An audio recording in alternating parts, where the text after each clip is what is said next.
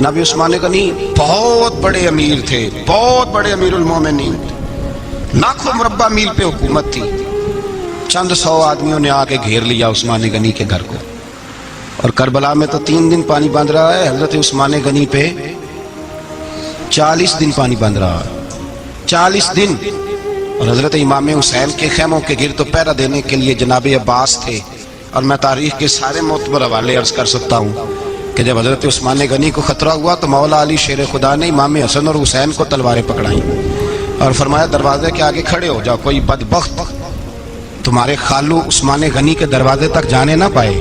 اور اس دروازے سے پھر گیا بھی کوئی نہیں، اس لیے کہ وہاں حسنین کریمین کا پہرا تھا۔ جو گیا بے ایمان تو پیچھے سے چڑھ کر کے گیا۔ حضرت عثمان غنی لاکھوں مربع میل کا حکمران، جہاں جس کے پاس چند ووٹ ہوں وہ دندناتا پھرتا ہے، جس کے پاس 4 باڈی گارڈ ہوں اس کی بات وہ کرتا ہے تو ہوا میں۔ حضرت عثمان غنی کے پاس ہزاروں کی فوج ہے، چند 100 لوگوں نے آپ کے گھر کو گھیر لیا، شہید کرنا چاہتے ہیں۔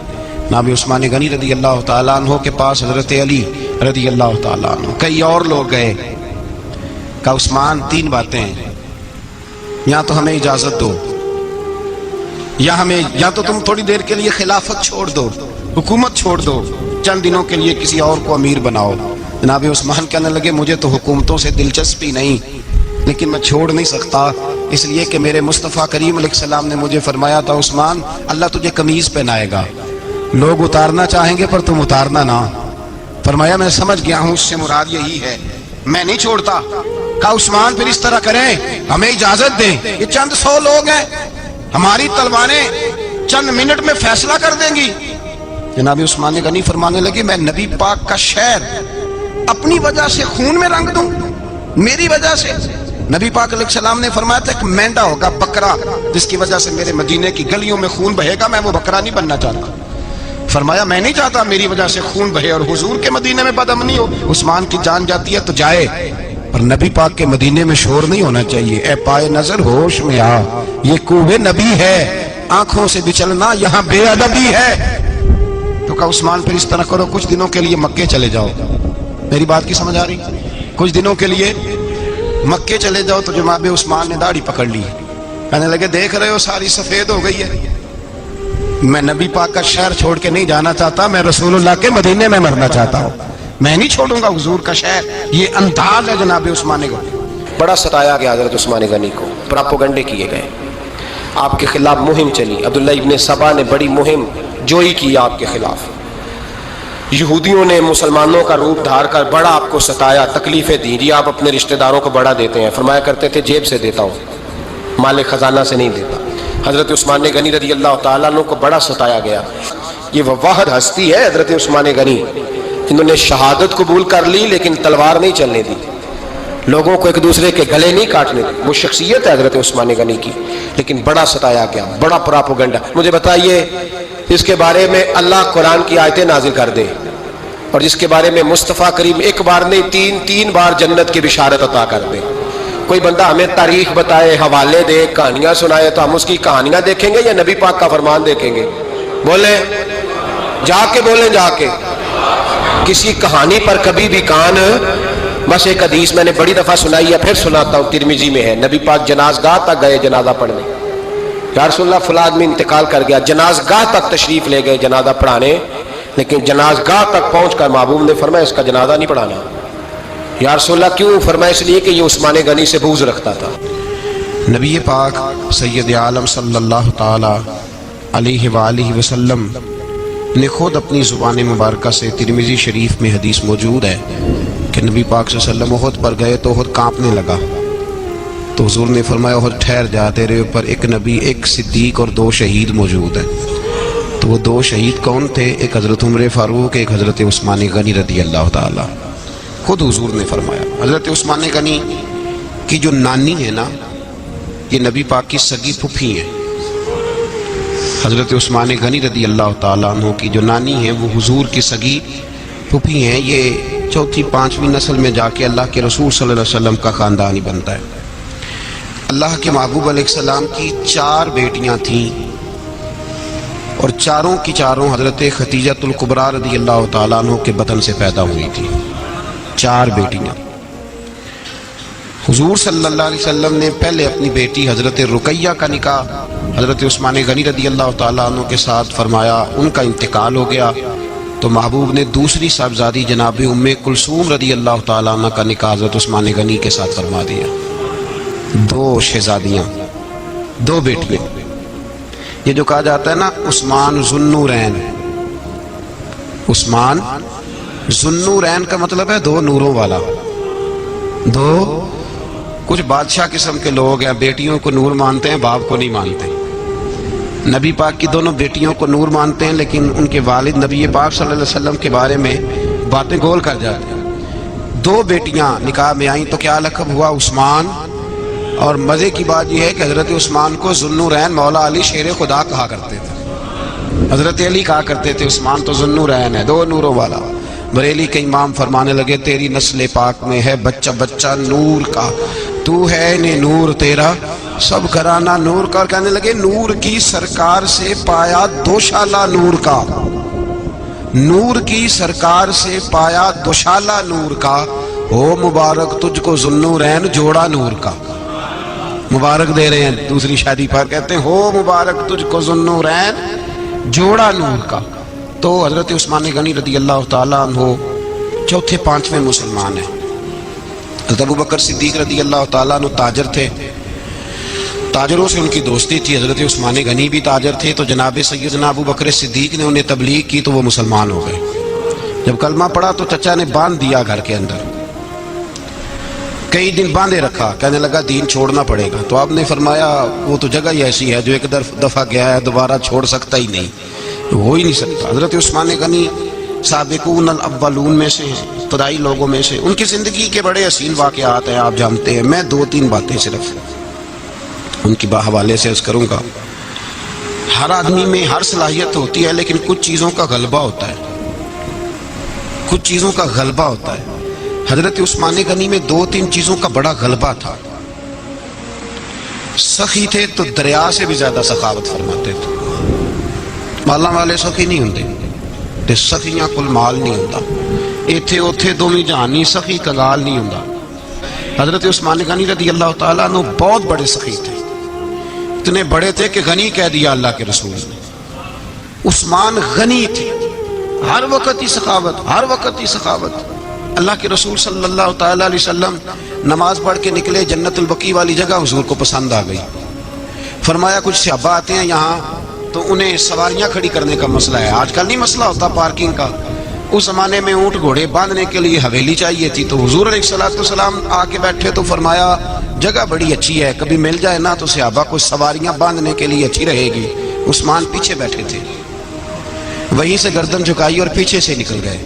حضور نے فرمایا ادھر آؤ، کہاں جا رہے ہو؟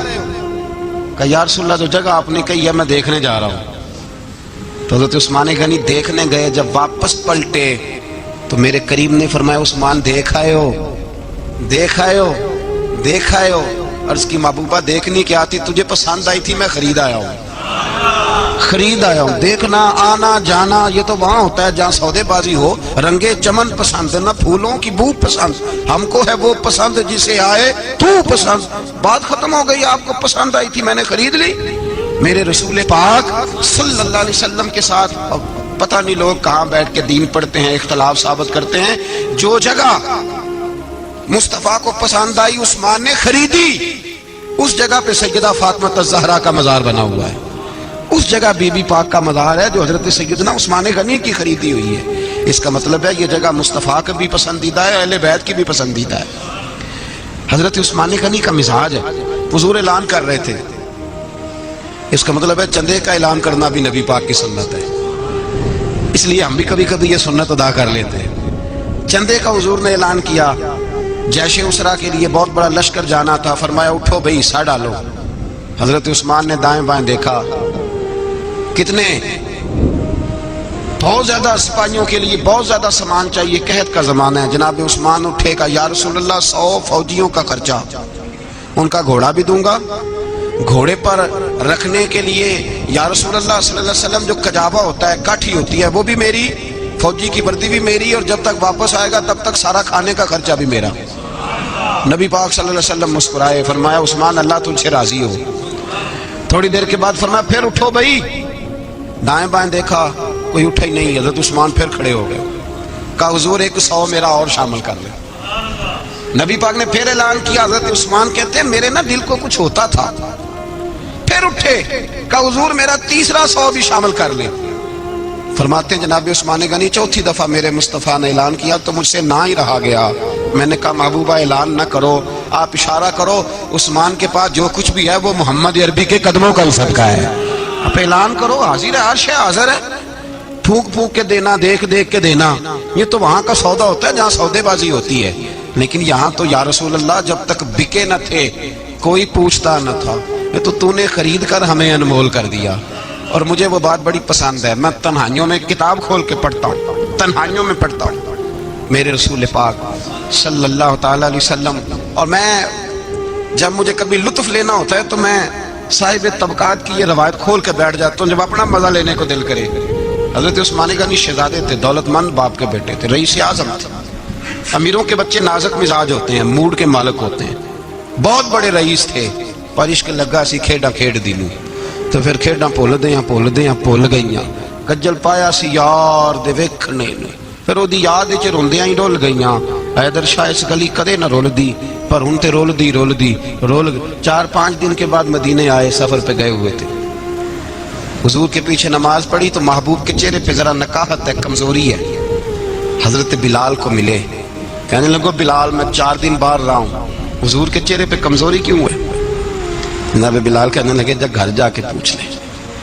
कहता मैंने दरवाजे पे दस्तक दी, सैयदा आयशा सिद्दीका अंदर से बोली कौन है? मैंने कहा अम्मा जी गुलाम हूँ उस्मान, मैं 4 दिन के बाद आया हूँ तो चेहरे पे बड़ी कमजोरी है। फरमाते जनाब आयशा हिचकी लेके रोई, क्या हुआ? तो कहने लगी उस्मान 4 दिन हो गए कौनैन के मालिक ने रोटी कोई नहीं खाई, एक प्याला दूध का, एक खजूर। हजरत उस्मान गनी रज़ी अल्लाह ताला का, अम्मा जी आप पर्दे में नहीं चली जाती? शहजादा दौड़े गए, घर से अनाज की बोरी कंधे पे रखी, हर चीज उठाई। गुलाम कहने लगा मुझे दे दो, 20 नौकर हैं घर में। फरमाया नहीं ये मेरी ड्यूटी है, मैं नहीं करनी।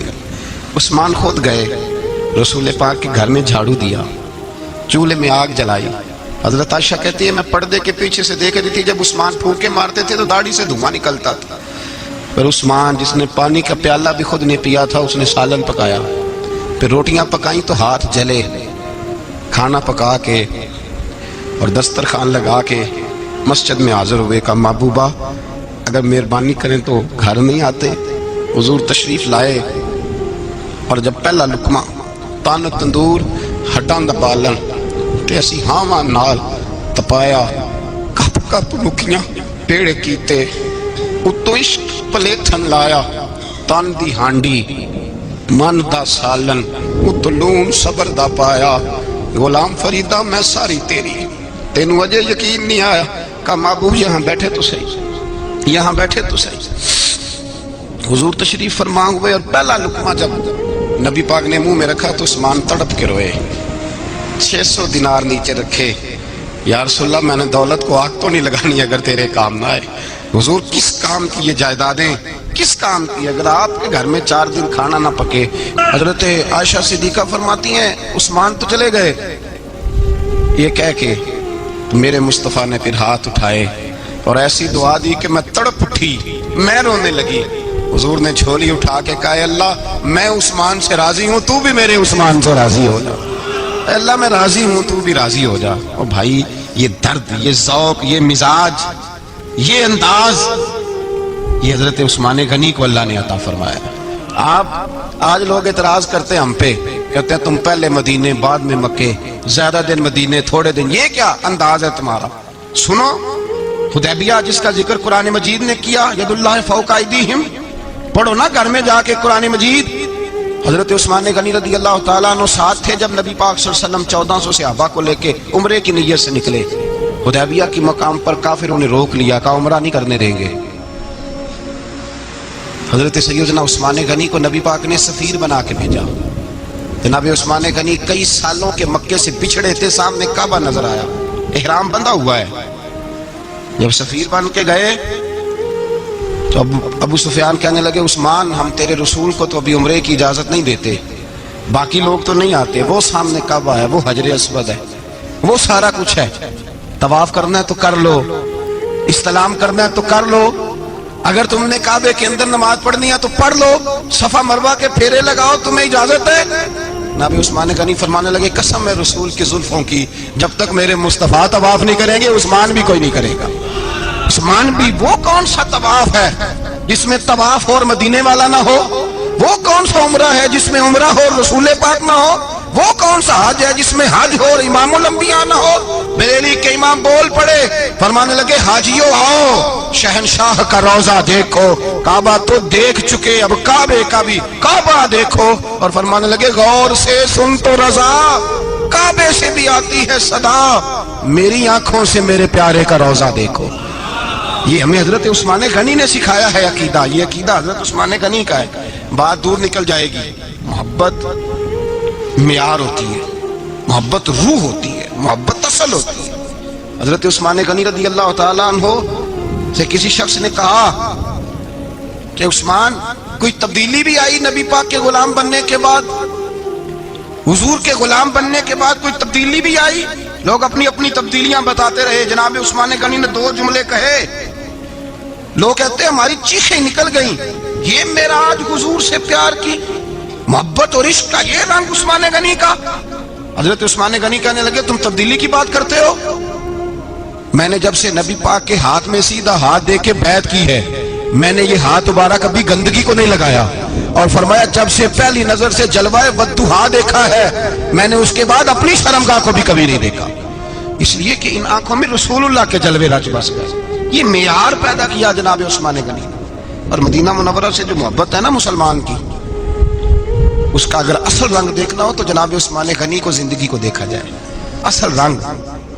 حضرت سیدنا عثمان غنی با حیا بڑے تھے. کیا بڑے تھے؟ کچھ لوگ بے حیا ہوتے ہیں, کسی کو بھی نہیں چھوڑتے, نہ صحابہ کو, نہ اہل بیت کو, نہ کسی اور کو. عثمان با حیا بڑے تھے. کتنے؟ حضرت عائشہ صدیقہ فرماتی ہیں, مشکات میں مسلم میں موجود ہے, آپ فرماتی ہیں نبی پاک بیٹھے تھے تو حضور کی نا پنڈلی مبارک, مرد کے لیے حکم ہے ناف سے گھٹنے تک چھپا کے رکھے. پنڈلی ننگی ہو بھی جائے نا یہ پنڈلی, تو اس کی اجازت ہے شریعت میں مرد کے لیے. فرماتی ہیں اللہ کے محبوب لیٹے ہوئے تھے اور حضور کی طامت پنڈلیوں سے تھوڑی اونچی تھی, تو حضرت ابو بکر صدیق آئے تو نبی پاک نے فرمایا آ جاؤ. حضور لیٹے رہے. ماتی تھوڑی دیر گزری تو حضرت عمر فاروق آئے, حضور اجازت ہے, تو نبی پاک صلی اللہ علیہ وسلم نے فرمایا آ جاؤ. نبی پاک لیٹے رہے. چند لمحے گزرے تو عثمان غنی آ گئے. حضور آ جاؤ. فرمایا 1 منٹ. اللہ کے حبیب اٹھے, طامت مبارک کو سمیٹا, پنڈلیوں کو ڈھانپا. حضور بیٹھے, عثمان آئے, باتیں ہوئی, چلے گئے. حضرت عائشہ کہتی ہے میں پردے کے پیچھے سے دیکھ رہی تھی, میں حاضر خدمت ہوئی کا محبوبہ سمجھ نہیں آئی. آئے ابو بکر بھی ہیں, میرے والد آئے, عمر بھی ہیں, مقام ان کا بھی بڑا ہے, پر عثمان آئے تو آپ نے کپڑا سیدھا کیا. فرمایا عائشہ میں اس سے حیا نہ کروں جس سے اللہ کے فرشتے بھی حیا کرتے. حضرت عثمان غنی رضی اللہ تعالیٰ عنہ اپنے گھر کے اندر ہوتے تو کئی کپڑے لپیٹے رہتے, کئی کپڑے جناب. میں ایک نتیجہ آپ کے سامنے رکھنا چاہتا ہوں, میری طرف دیکھیں. کئی کپڑے لپیٹے رہتے, کپڑوں کے اوپر کپڑے, شرم و حیا کے پیکر. جناب عثمان غنی غسل کرتے تو کپڑوں سمیت کرتے. فرماتے نا بھائی مجھے شرم آتی, پیکر شرم و حیا. اس کا نتیجہ کیا نکلا؟ حضرت رقیہ رضی اللہ تعالیٰ عنہ کے ساتھ جناب عثمان غنی کا جب نکاح ہوا تو ابھی پردے کی آیتیں نہیں آئی تھیں. شرم و حیا کے پیکر تھے, ابھی پردے کا حکم نہیں آیا تھا. صحابہ بے دریغ آتے جاتے تھے ایک دوسرے کے گھروں میں. اللہ کے محبوب علیہ السلام نے گوشت پکایا تو فرمایا حضرت اسامہ بن زید کو جاؤ عثمان کو بھی دے آؤ. جناب اسامہ بن زید فرماتے ہیں میں نے گوشت پکڑا, سالن پکڑا اور ان کے گھر پہنچا. جامع ترمذی میں موجود ہے. فرماتے ہیں میں جب اندر داخل ہوا مصطفیٰ کی شہزادی کو دیکھا اور پھر عثمان غنی کو دیکھا. فرماتے ہیں جنہیں میں نے دیکھا ایسا جوڑا میں نے کبھی نہیں دیکھا تھا. میں بس ہلکا سا مسکرا کے پلٹ آیا, نہ انہوں نے کچھ پوچھا نہ میں نے کچھ بتایا. فرماتے ہیں جب میں مسجد میں داخل ہوا نا, پہلا قدم ہی رکھا تو مصطفیٰ کریم نے فرمایا اسامہ دے آئے ہو سالن. میں نے کہا یا رسول اللہ دے آیا ہوں. فرمایا ایسا سونا جوڑا پہلے کبھی دیکھا ہے کبھی؟ میں نے کہا نہیں حضور میں نے نہیں دیکھا. تو میرے مصطفیٰ کریم علیہ, یہ لفظ ترمذی کے نہیں, شاہ ولی اللہ صاحب نے ازالۃ الخفا میں لکھیں, میرے محبوب پاک علیہ السلام نے فرمایا عثمان کی شکل ایک تو جد الانبیاء ابراہیم خلیل اللہ سے ملتی ہے, اور دوسرا فرمایا اگر کسی نے میرے جلوے دیکھنے ہو تو وہ بھی عثمان کے چہرے میں نظر آئیں گے. او नौजवानों, पैगाम दे रहा हूं, रिजल्ट निकाल रहा हूं। बे हयाई बे शर्मी की गुफ्तगू वाले के चेहरे पे हुस्न नहीं आता। तू हयादार बनता जा, रब ताला तुझे हुस्नो जमाल अता फरमाता जाएगा। जितना हया तेरे अंदर होगा उतना नूर तेरे मुखड़े पे होगा। जितनी शर्म में तू लिपटा हुआ होगा उतनी अल्लाह तुझे ताजगी अता करेगा। मेरे अल्लाह फरमाया करते, जो गंद बोलता है उसके चेहरे का हुस्न सबसे पहले छिन जाता है। और फरमाया जो बुरी बातें सोचता है, जिसकी सोच बुरी होती है, सबसे पहले उसके चेहरे का हुस्न बिगड़ता है। अगर तू ताता है, ताज़ा रहे, ठंडा रहे, नूरानी रहे, तो फिर हजरत उस्मान ने तुझे बताया है कि शर्म वाला बन के रहे, अल्लाह सबसे ज्यादा हुस्न तुझे ही अता फरमा देगा। ज्यादा बोलने वाला, ज्यादा बातें करने वाला, जो मुंह में आया कह गया, उस आदमी की नूरानियत चली जाती है। अगर लोग वो क्रीमों से नहीं आता, और नाई के पास बैठ के चेहरे पे रोज नया डिजाइन, नई लकीर बनवाने से हुस्न नहीं आता। हुस्न शर्मो हया से आता है।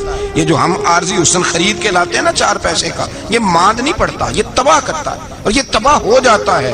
कुछ लोग ऐसे होते हैं, कुछ लोग जिनके पास बैठने को इतना दिल नहीं करता जितना उनका चेहरा देखने को दिल करता है।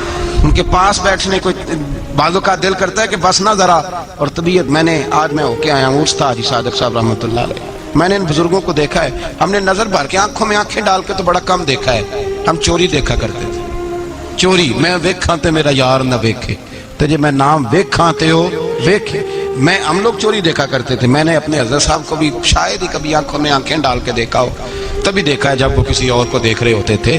भाई इन लोगों के अंदर का हुस्न, शर्मो हया, मासूमियत बन के इनके चेहरों पे निखर आता था। हजरत उस्मान गनी की शर्मो हया, नूरानियत बन के उनके चेहरे पे आ गई थी। जनाब उस्मान गनी पैकरे शर्मो हया थे। एक बात कर दूं और ख़त्म करूं। हजरत उस्मान फरमाया करते थे, मुझे 3 बातें बड़ी पसंद हैं। कितनी? सारे बोले हो कितनी जी? तो कौन कौन सी? फरमाया करते थे, भूखे को रोटी खिलाना, नंगे को कपड़ा पहनाना, और तीसरा मेरा दिल करता है मुझे और कोई काम ना हो, कुरान पाक मेरे सामने रहे और मैं सारा दिन तिलावत ही करता रहूं। 3 बातें पसंद थी, भूखे को खाना खिलाना, नंगे को कपड़ा पहनाना, और यानी रोटियां बांटते रहते थे, सूट बांटते रहते थे। ये मिजाज था। फरमाते थे मेरी पसंद है। तीसरा मेरा दिल करता है कि कुरान मजीद पढ़ा रहे और मैं, वो कुएं की बात बड़ी मारूफ है, मैंने बस इशारा करना है। नबी पाक ने भी ऐलान किया तो बड़ा ही ऐलान कर दिया। फरमाया वो मीठे पानी का कुआं है, कब्जा यहूदी का है। जो बंदा खरीद कर वक्फ करेगा ना, उसे क्या मिलेगा? तो हुजूर ने फरमाया मेरी जेब में जन्नत की टिकट है, मैं उसे जन्नत दे देनी। ये है अर्ज़ जन्नत, ये तैबा की ज़मीन है। जन्नत भी यही, माल के जन्नत भी यही है। जन्नत ले ले मुझसे, ले ले। हजरत उस्मान गनी गए, उसको कहा भाई कुआं मेरे हाथ बेच दे। कुएं की कीमत थी 500-700 दिनार। तो हजरत उस्मान ने 500-600 दिनार कुल कुएं की कीमत थी। जनाब उस्मान गनी गए, यहूदी को पता था कि ये खरीदना चाहते हैं। फरमाया यार ये कुआं बेच दो। कहने लगा नहीं बेचना। फरमाया कीमत मुंह मांगी। कहने लगा कीमत मेरी मर्जी की। कहा तुम्हारी मर्जी की, अपनी अपनी औकात होती है ना कीमत लगाने की, तुम्हारी मर्जी की। कहने लगा मेरी शर्त है, मैं 1 दिन के लिए कुआं दूंगा, 1 दिन मैं 1 दिन आप। फरमाया ये भी मंजूर है। कितने पैसे? उसने कहा मैं 3000 दिनार लूंगा, 500-600 का है। हज़रत उस्मान गनी फरमाने लगे तूने अपनी औकात के मुताबिक 3000 मांगा है, मैं 40,000 लेके आया था। तो अपनी औकात के मुताबिक मांगा, 40,000 दिनार मेरी जेब में। यहूदी कहने लगा उस्मान तू ताजर है, और आम ताजर नहीं, आलमी सतह का ताजर है। लोग तेरी तिजारत की मिसालें अरब में देते हैं, पर 500-600 का कुआं, 40,000। फरमाने लगे मसला कुएं का नहीं, मसला मुस्तफ़ा के फरमान का है। वो जो हुजूर का फरमान पूरा करना है ना, उसके लिए 40,000 थोड़े हैं। मेरे पास थे ही इतने जो लेके आया हूँ। हजरत उस्मान ने पैसे चुकाए। उसने कहा 1 दिन पानी मिलेगा। फरमाया मंजूर है। वो 1 दिन बेचा करता था पानी। हजरत उस्मान ने ऐलान कर दिया जो मेरा दिन है ना, फ्री पियो। मुल्ला रूमी रहमतुल्लाह अलैह फरमाते हैं कुएं से सादा पानी निकल जाए तो ताज़ा आ जाता है, और अगर पानी कुएं के अंदर रहे, सारा ख़त्म ना हो, तो बासी हो जाता है। इसलिए फरमाया करते थे मैं उस कुएं से पानी पीता हूँ जिसमें रश ज़्यादा होता है, इसलिए कि वहाँ से पानी ख़त्म होता है तो ताज़ा आता रहता है। फरमाते तू अल्लाह के रस्ते में सारा खर्च कर दे, अल्लाह ताज़े अता कर देगा और पहले से ज़्यादा अता कर देगा। मेरा आपका मसला ये है कि तिजारत बंदों के साथ है। बंदों के साथ जो तिजारत है ना, बंदे कंजूसी कर जाते हैं। बंदे का तो सही काम चल जाए तो पार्टनर को फारग कर देता है तो फारग है, اور اگر کبھی کسی کی دکان میں کوئی کرایہ دار اچھا اس کی دکان چل جائے تو مالک کہتا ہے تو جا اب دکان میں نے خود کھولنی ہے، وہ فارغ کر دیتا ہے. بندوں کا تو مزاج ہے. اور اللہ تبارک و تعالیٰ سے جب تجارت ہوتی ہے نا، میں نے ایسے لوگ دیکھے جن کے گھروں میں لاکھوں روپیہ ماہانہ آتا ہے، غربت نہیں جاتی. ان کو سوچنا چاہیے کہ کثرت والا پیسہ آیا ہے پر برکت والا نہیں آیا. حضرت عثمان غنی رضی اللہ تعالیٰ عنہ فرماتے ہیں کہ میں نے پہلے بھی میں بڑا تاجر تھا، لیکن جب سے مصطفیٰ کے نام پر خرچ کرنا شروع کیا، پھر کہاں کہاں سے آیا کب. اور بڑی سیانی بات فرماتے ہیں. آپ فرماتے ہیں میں کلمہ پڑھنے سے پہلے تجارت کو وقت زیادہ دیتا تھا، اور مسلمانوں ہونے کے بعد میں نے تجارت کو ٹائم تھوڑا دیا، پر اللہ نے روزی مجھے زیادہ عطا فرمائی. اس لیے برکت پر ہماری توجہ نہیں رہی، غیبی خزانوں پر خیال ہم نے چھوڑ دیا ہے. غیبی خزانوں سے جو چیز ملتی ہے وہ زیادہ ملتی ہے، جو مادی ذرائع سے ملتی ہے وہ چیز کم ہوتی. حضرت عثمان غنی پر الزام لگا جب آپ کا دور حکومت تھا. یہ یاد رکھیں کہ سب سے زیادہ الزامات حضرت عثمان غنی پہ لگائے گئے. جن بندوں کے قد کاٹ زیادہ ہوتے ہیں ان کے خلاف پراپوگنڈے بھی لمبے چوڑے ہی ہوتے ہیں. یہ بڑی بڑی بات یاد رکھنا. کہا گیا کہ حضرت عثمان لوگوں کو نوازتے بڑا ہے، بڑا دیتے ہیں حضرت عثمان غنی. تو حضرت عثمان غنی فرمایا کرتے تھے حکمران تو میں آج بنا ہوں تو میں تو پہلے بھی بڑا دیتا تھا، وہ کس خزانے سے دیتا تھا؟ آپ جواب دیا کرتے. دیکھیں ذرا، لاکھوں لوگ حج کرنے آتے تھے، پر حضرت عثمان غنی حج کرنے جاتے تو اعلان کر دیتے کہ کوئی حاجی حج کے موقع پر آ کے کھانا نہ پکائے، سب کو کھانا عثمان غنی اپنی جیب سے دیا کریں گے. مینا میں لنگر کھانا ہوتا تھا حضرت عثمان غنی کا، مینا میں. فرماتے تھے کھاؤ حاجیوں جتنا کھا سکتے ہو. اور پھر حضرت عثمان غنی کا اعلان تھا، خدام کو کہتے تھے میں آخر میں کھاؤں گا، پہلے میرے سارے آنے والے حاجیوں کو کھلایا جائے.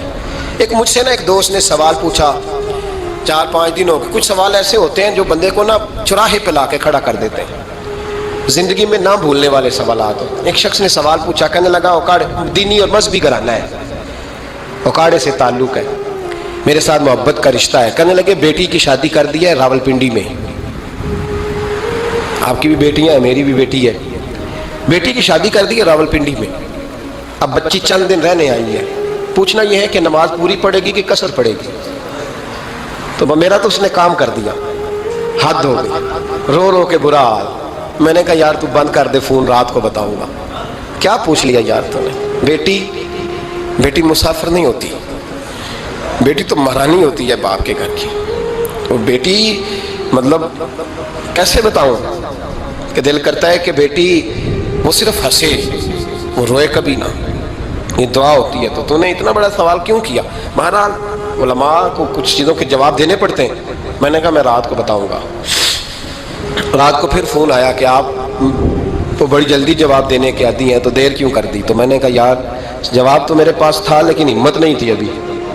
تو میں نے کہا کہ اگر تو بیٹی آئی ہے والد کے گھر میں اور ابا جی کا پروگرام ہے اسے جائیداد میں سے حصہ دینے کا، تو پھر تو بیٹی نماز پوری پڑے گی. لیکن اگر ابا جی نے علیحدہ کر کے انگوٹھا لگوانا ہے تو پھر بیٹی مسافر ہے. اگر ابا جی نے اس کو علیحدہ کر کے انگوٹھا لگوانا ہے نا کہ دے دے بھائیوں کو، خیر ہے تیری شادی پہ خرچہ کر دیا ہے.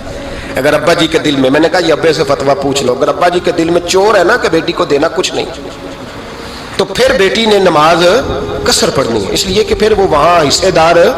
اس کی دلیل حضرت عثمان غنی رضی اللہ تعالیٰ عنہ حج کے لیے تشریف لے گئے تو لوگوں نے حضرت عثمان غنی سے کہا کہ نبی پاک بھی قصر نماز پڑھتے تھے، حضرت عمر بھی حج کے موقع پر قصر پڑھتے، حضرت ابو بکر بھی، آپ کیوں پوری پڑھتے؟